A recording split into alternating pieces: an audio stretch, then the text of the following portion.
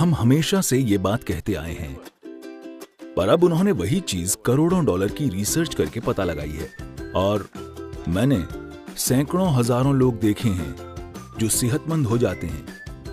अगर कोई चीज मेरी प्लेट पर आती है तो उसे महसूस करके मैं जान जाता हूं कि क्या खाना है और क्या नहीं खाना है। आप आज कुछ खाइए और देखिए, ये देखना सीखिए कि वो खाना खाकर आपका शरीर कितना चुस्त महसूस करता है।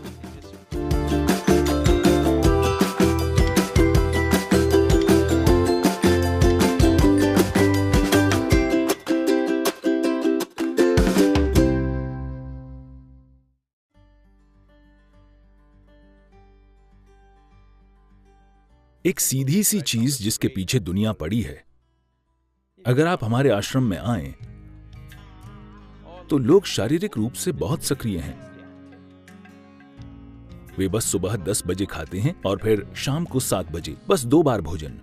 मुझे कितने डॉक्टर कह चुके हैं कि वे कुपोषण से मर जाएंगे, ये हो जाएगा, वो हो जाएगा, आप ये कीजिए, वो कीजिए। ज्यादातर दिनों में मैं सिर्फ एक बार ही खाता हूं, बस एक बार भरपूर खाता हूं, इतना ही। डॉक्टर मुझे कह रहे हैं, नहीं सदगुरु, आप इतनी यात्राएं करते हैं, ये हो जाएगा, वो हो जाएगा, आपको 4 घंटे में कम से कम एक बार खाना खाना चाहिए, कुछ तो खाना चाहिए। मैंने कहा, मुझे अकेला छोड़ दीजिए, मैं ठीक हूं। पर अब अमेरिका की एक बहुत बड़ी यूनिवर्सिटी कह रही है, रुक रुक कर उपवास कीजिए। ये कोई बकवास नहीं है, अच्छी चीज है। लेकिन उन्होंने ऐसी चीज फिर से खोजी है जो हम हमेशा जानते थे। अब हर कोई कह रहा है 16 घंटे का अंतराल होना चाहिए, फिर सभी बीमारियां ठीक हो जाएंगी। हम इतने हजारों साल से क्या कह रहे थे? सीधी बात यह है, इसके कई पहलू हैं, मानसिक, शारीरिक। लेकिन अब दुनिया में कैंसर बढ़ रहा है। कैंसर की कोशिका समाज में एक अपराधी की तरह है। हम सबके शरीर में होती है, लेकिन उनकी संख्या जितनी होनी चाहिए, अगर उससे बढ़ जाए या सब साथ मिलकर एक जगह जमा हो जाएं, तो वे अपराधियों के गिरोह जैसी बन जाएंगी। कोच्चि में भी जेब कतरे होंगे, मुझे यकीन है। हेलो, वे छोटे मोटे अपराधी हैं। जब अकेले या 2-3 मिलकर काम करते हैं, तो हम उन्हें गंभीरता से नहीं लेते। हम उन पर ध्यान नहीं देंगे क्योंकि छुटपुट चीजें होंगी। पर मान लीजिए ऐसे 100 लोग संगठित होकर अपराध करने लगें, तो हम उन पर टूट पड़ेंगे, क्योंकि हम जानते हैं अब वे समाज के लिए खतरा हैं। कैंसर की कोशिकाएं भी इसी तरह हैं, अपराधी जो यहां वहां घूमकर कुछ नुकसान पहुंचा रहे हैं। फिलहाल उनकी यही समस्या है कि वे बाकी कोशिकाओं के मुकाबले 8 से 10 गुना ज्यादा खाती हैं। तो अगर आप 2 भोजन के बीच में पर्याप्त अंतराल देते हैं, तो उनमें से ज्यादातर मर जाएंगी, क्योंकि वे जी नहीं पाएंगी। हम हमेशा इसकी बात करते रहे हैं, लेकिन अब उन्होंने वही चीज करोड़ों डॉलर की रिसर्च करके पता लगाई है। मैंने हजारों लोग देखे हैं जो सिर्फ इसलिए स्वस्थ हो गए क्योंकि वे हर समय ठूंसते नहीं रहते जब पेट पहले से ही भरा हुआ हो।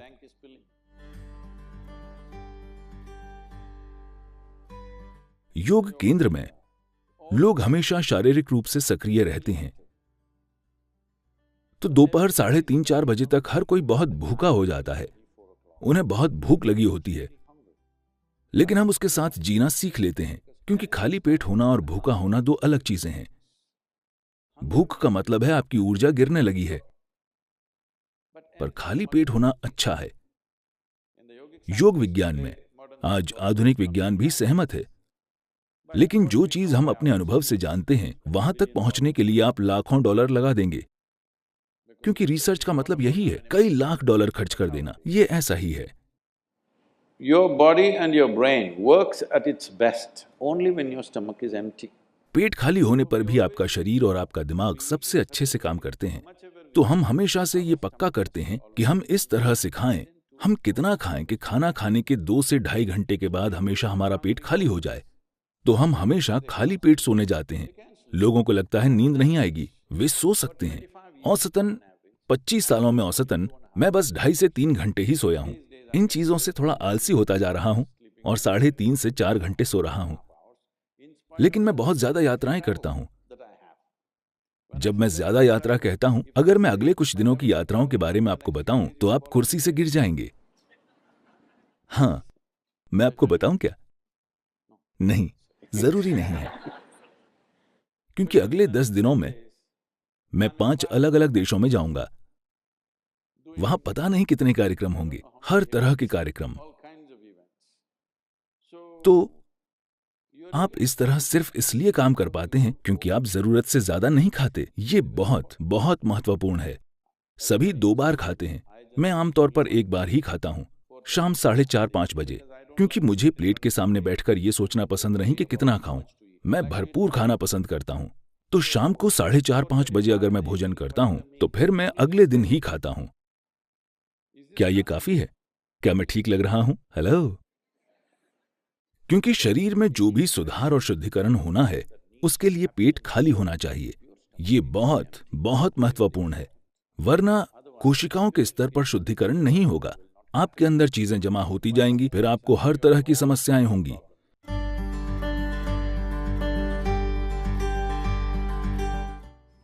जब आप भोजन को छूते नहीं हैं तो आप नहीं जानते कि वो क्या है। अगर भोजन छूने लायक नहीं है तो मैं नहीं जानता कि वो खाने लायक कैसे होगा। तो हमें अपनी माँ की बात नहीं माननी चाहिए थी और हमें अपनी उंगलियों से खाना चाहिए, क्योंकि भोजन को छूकर हम उसके संपर्क में रहते हैं। आपके हाथों की सफाई पूरी तरह से आपके हाथों में है। फोर्क की सफाई पूरी तरह से आपके हाथों में नहीं है। ये सच है।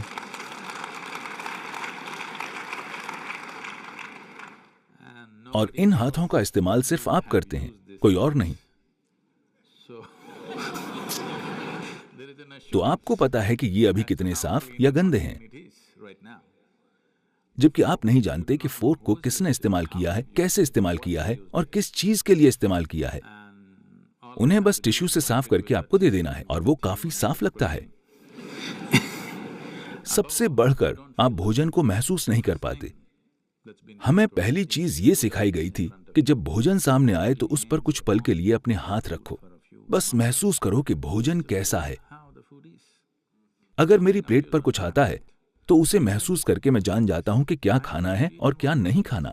जो मुझे नहीं खाना उसे मैं चखकर खारिज नहीं करता, मैं बस उसे नहीं खाता, क्योंकि मेरे हाथ पहला स्तर है।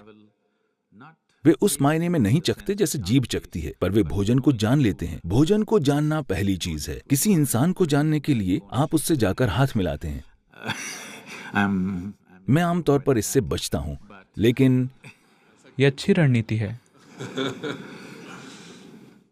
लेकिन जो भोजन आपका हिस्सा बनने वाला है, सबसे पहली चीज आपके हाथ हैं।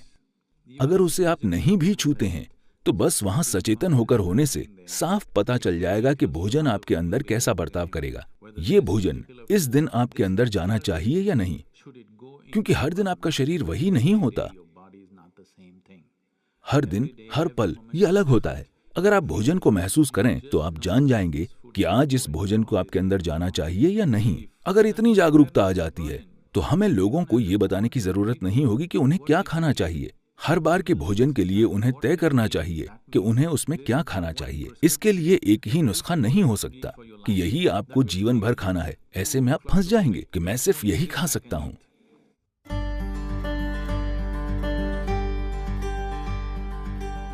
अपने भोजन को चुनना और खाना, ये दोनों चीजें सचेतन होकर कीजिए। आप क्या खाते हैं उतना ही महत्वपूर्ण है कि आप कैसे खाते हैं। जब मैं कहता हूं कि आप कैसे खाते हैं तो ये सभी जीवित चीजें हैं। उनमें से हर एक का अपना जीवन था, चाहे वो सब्जी हो, जानवर हो या पौधा हो। हर किसी का अपना जीवन था। अब आप उसे एक तरीके से भोजन बना दे रहे हैं। तो आपको उसे चरम कृतज्ञता के साथ खाना चाहिए। अगर आप अपने भोजन के प्रति एक खास कृतज्ञता और आदर की भावना रखकर खाएंगे।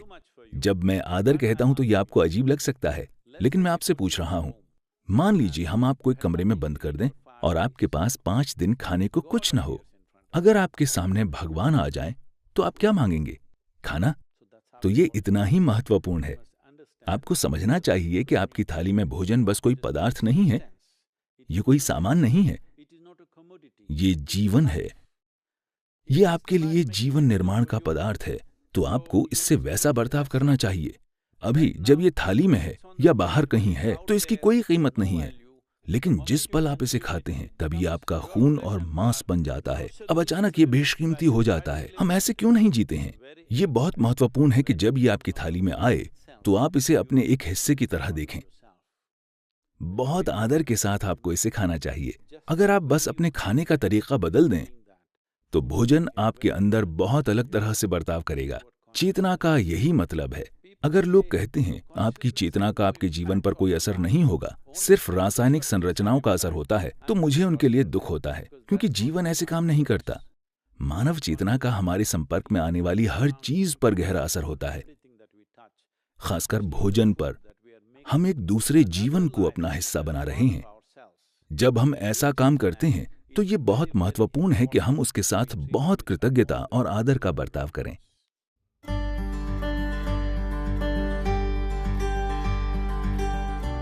मैं आपको बताना चाहता हूं कि अच्छी आदत और बुरी आदत जैसा कुछ नहीं होता। Habit means you are functioning unconsciously. आदत का मतलब है आप अचेतन होकर काम कर रहे हैं। अगर आप अचेतन होकर काम करते हैं तो ये खराब चीज है, क्योंकि इंसान होने के पूरे मायने यही हैं कि हम सचेतन होकर काम करने में सक्षम हैं। इंसान होने की यही खूबसूरती है कि हम हर चीज चेतनापूर्वक कर सकते हैं। एक जानवर जो चीज अचेतन होकर करता है वही चीज हम पूरी चेतना में कर सकते हैं। हम अचेतन होकर खा सकते हैं या हम सचेतन होकर खा सकते हैं। हम अचेतन होकर सांस ले सकते हैं या हम सचेतन होकर सांस ले सकते हैं। जो भी चीज हम कर सकते हैं उसे हम सचेतन होकर भी कर सकते हैं। जिस पल हम चेतना में कार्य करते हैं अचानक वो बहुत परिष्कृत और शानदार दिखने लगते हैं। जब कोई चेतनापूर्वक चलता और बोलता है तो क्या वो एक सुंदर इंसान नहीं बन जाता? हाँ या ना? बस इतना ही है। तो ऐसा क्यों है कि हम आदतें बनाने की कोशिश करते हैं जैसे कि वो एक अच्छी चीज हो? आदत का मतलब है तय तरीके जहां आपको सोचना नहीं होता। आपके सुबह उठते ही सब होने लगता है। नहीं, अपने जीवन को ऑटोमेटिक मत बनाइए। ये कुशलता नहीं है, ये मशीनी कुशलता है। इंसान का काम बुद्धिमानी और चेतना से काम करना है। कोई उससे मशीन जैसे काम करने की उम्मीद नहीं करता।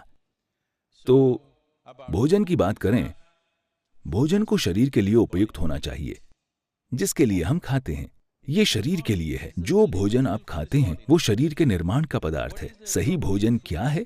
दुर्भाग्य से अभी ये बिल्कुल गड़बड़ हो गया है। पारंपरिक रूप से इस देश में हम समझदारी से खाते थे, लेकिन हजारों साल से हुए हमलों की वजह से दूसरी तरह की भोजन परंपराएं आ गई हैं और आज राष्ट्रीय भोजन पिज्जा या पास्ता है। ये क्या है? कौन सा? मैं नहीं जानता। दोनों मुकाबला कर रहे हैं। तो हम भोजन के बारे में अपनी समझ खो रहे हैं। अब समय आ गया है कि हम सबसे अच्छी चीज पहचानें। अगर मैं इसके विस्तार में जाऊं तो ये लंबी प्रक्रिया हो जाएगी, लेकिन आपको भोजन को परखना चाहिए, बस जीभ से नहीं बल्कि शरीर से भी। आप आज कुछ खाइए और देखिए। बस ये देखना सीखिए कि वो खाना खाकर आपका शरीर कितना चुस्त और फुर्तीला महसूस करता है। अगर शरीर को महसूस होता है कि वो कब्र में जाना चाहता है तो वो भोजन अच्छा नहीं है। अगर वो भोजन खाकर उसे लगता है कि जीवन जीना चाहिए, कॉफी को छोड़कर, क्योंकि वो उत्तेजक है। अगर खाना खाकर शरीर चुस्त और जीवंत महसूस करता है तो इसका मतलब है वो भोजन अच्छा है, शरीर उसे पसंद कर रहा है। अगर आप कुछ खाते हैं और शरीर में सुस्ती महसूस होती है तो उसका मतलब है कि शरीर को भोजन पसंद नहीं है, उसको उससे परेशानी हो रही है, इसलिए सुस्ती महसूस हो रही है। तो बस इस आधार पर मेरा मतलब है ये एक बहुत ही सीधा और आसान तरीका है।